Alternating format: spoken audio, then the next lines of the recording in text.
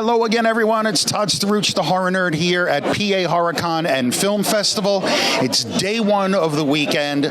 We are having a blast. There's a lot of people here, a lot of great celebrity guests, a lot of things going on. And I love what I get to do at these things. And for example, I have the honor and privilege of sitting here with Mr. Keppy. Kevin, how are you? I'm doing just fine. Thank you. Yeah, good to be here. How's the convention so far? Oh, it's great. I love being around like-minded horror fans, and I'm getting great tips about horror movies I've never actually seen before. So I'm on my phone just taking notes down, and yeah, it's great. The volunteers here are fantastic, and it's a great community. I love it. Fantastic. Now you mentioned, you're getting tips on on horror movies, and this is one question I always love to ask. Yes. Especially about people who perform in horror movies. Yes. Are you yourself a horror movie fan? Oh, big time. Nice. Oh yeah. My first things, and I'm a creature actor, so when I was growing up, I remember watching The Monsters, and I was 2 or 3.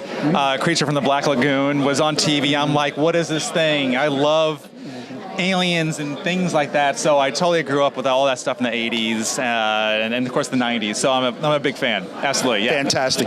It's always interesting. It's about 50-50. Is it? Okay. Because I'll get some people who say, no, I don't like scary movies, but a gig is a gig. Yes, I know. Yeah, I'm not into much like slashers, too big a slasher. I love blood and guts and stuff like that, but that's probably one thing I don't like so much, but I just love horror and the mythologies of everything, so big time. Now, as you mentioned, you are a creature actor. Yes. A lot of makeup. I'm Yes. going to just show like a quick example here of one of the cooler builds. Tell me some of the unique challenges of being under so many layers of makeup, as an actor. Indeed. There are lots of challenges, and they can be very rewarding as well. For instance, it's an opportunity to absolutely lose yourself. Like, my person, who I am, is lost underneath makeup, especially if it's under a suit. Like, they have no idea it's me. I'm the same height usually or whatever. So it's a great way to become anything and everything that you want to, and really to personally emote creatively what you want for that character and what's needed for the character and the story and everything. The challenges of that are, depending on if this a suit like that one there, can be very cumbersome, hot. You gotta be concerned or be aware of your hydration, how much you're eating, drinking, electrolytes, all those different things. If you have good handlers, because you often can't see, hear, touch things very well or at all.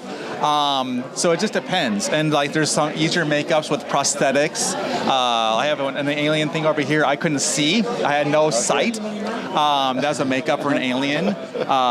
Mario Torres, he sculpted that there, and so it's amazing. It's an amazing way to become this thing that's never existed before, and to have people get excited about it. I just love it. Yeah. So that we looked at that alien, and that brought back memories, because I am an independent filmmaker. Yeah. And we did sort of an alien abduction movie with something similar to that. Yeah, great. And I remember having to lead our actor around because he could not see anything. Oh, wow, okay, yeah. And I said, wow, I truly appreciate it more now because of what you just talked about. You're right. Yeah, there is a lot of limitations depending on the makeup, and sometimes directors don't fully know that.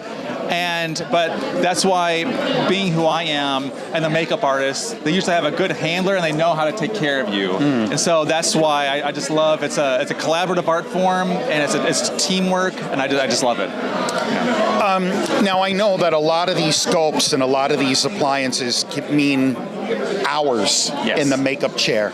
How do you get into that mindset of, okay, I have to sit here for 4, 5, 6 hours? Do you go someplace else? Yeah. Some people do. Part of the time, I love just sitting, and it's a way of kind of meditating.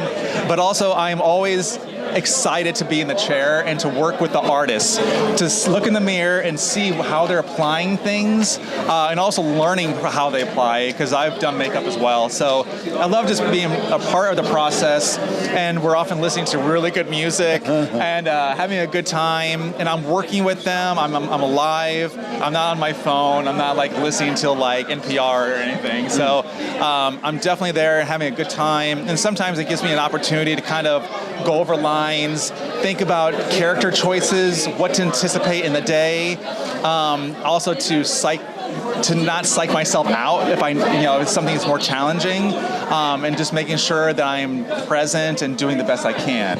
So everybody has their process and what they want to do, but that's kind of like what I have going on. I just love it. Yeah. Cool. Yeah. So do you? I mean, I can't. Some of these are just so amazing. Yeah. You know. Do you? And look, I'm not gonna lie.